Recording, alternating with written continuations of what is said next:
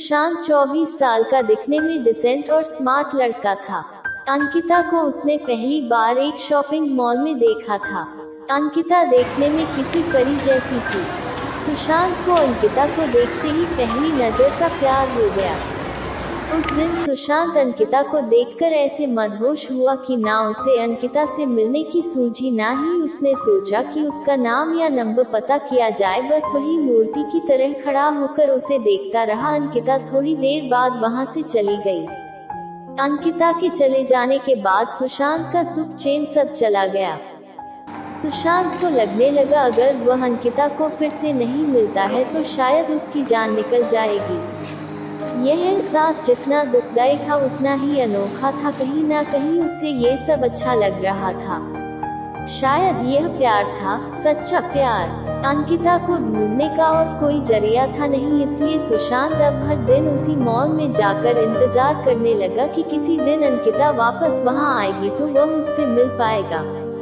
पूरे 2 हफ्तों तक वह लगातार उस मॉल में जाता और पूरा दिन वहां पर अंकिता का इंतजार करता और हर आने जाने वाले लोगों पर नजर रखता। 2 हफ्ते बाद उसके सब्र का फल उसे मिला और एक दिन अचानक अंकिता खुद उसी के सामने आकर खड़ी हो गई। अचानक अंकिता को अपने सामने देख वो बहुत खुश हो गया और शौक भी। उसके मुंह से कोई शब्द नहीं फूट रहा था। जब काफी देर तक वह कुछ भी नहीं बोला तो अंकिता ने उसे कहा, क्या हुआ, इतने दिनों से मेरा इंतजार कर रहे हो और अब जब मैं सामने खड़ी हूँ तो तुम मुझसे बातें नहीं करोगे? सुशांत ने चौंकते हुए कहा, हाँ करूँगा, बिल्कुल करूँगा, लेकिन पहले यह तो बताओ तुम्हें कैसे पता कि मैं इतने दिनों से यहाँ तुम्हारे लिए आता हूँ? मुझे यह सब इसलिए पता है क्योंकि जिस दिन से तुमने मुझे देखा और उसके अगले दिन से तुम यहाँ हर रोज मेरी तलाश में आने लगी, उसी दिन से मैंने भी तुम पर जासूसी करना शुरू कर दी थी, अंकिता ने कहा।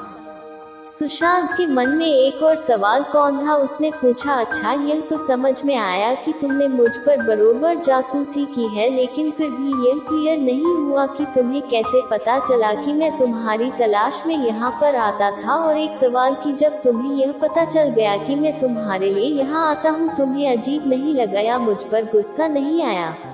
अगले दिन आकर जब तुमने मेरे बारे में उसी दुकान में पूछताछ की जहां से मैंने खरीदी की थी, तो उस दुकानदार ने तुम्हें तो मेरे बारे में कुछ भी नहीं बताया, लेकिन मैं उसकी रेगुलर कस्टमर हूँ, इसलिए उसने फोन करके तुम्हारे बारे में मुझे सब कुछ बता दिया था।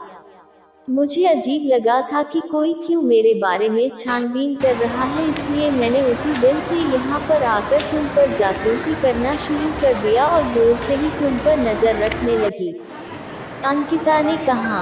अंकिता आगे बोली, उस दिन सिर्फ तुम्हें ही मैं पहली नजर में पसंद नहीं आई थी। मैंने भी तुम्हें मॉल में देखा था और मुझे भी तुम अच्छे लगे थे, इसलिए जब मैं तुम पर नजर रखने लगी तब मेरे मन में तुम्हारे बारे में और ज्यादा जानने की मंशा जागी, इसलिए मैं उसी दिन तुमसे बात करने के लिए नहीं आई और इन 2 हफ्तों में मैंने तुम्हारे बारे में काफी कुछ जाना। मुझे यह तो पता चल गया था कि तुम मुझे इसलिए खोज रहे हो क्योंकि तुम मुझसे प्यार करने लगे हो, लेकिन मुझे इस बात को कंफर्म करना था कि कहीं तुम्हारा प्यार सिर्फ शारीरिक आकर्षण तो नहीं है जो अक्सर इस उम्र में हो जाया करता है। लेकिन जैसे जैसे दिन बीत गए और मैंने देखा कि तुम बिना धीरज खोई और बिना इंटरेस्ट यूज किए उतनी ही शिद्दत से मेरे लिए यहाँ आते थे और मुझे तलाशते रहते थे, तो मुझे यकीन हो गया कि यह महज एक आकर्षण नहीं है बल्कि तुम सच में मुझसे प्यार करने लगे हो। और इस बात को तब और ज्यादा मजबूती मिल गई जब मैंने देखा कि मॉल में मुझसे भी ज्यादा सुंदर लड़कियाँ तुम्हारे पास से गुजरती थी, लेकिन तुम उनमें सिर्फ मेरा चेहरा देखना चाहते थे।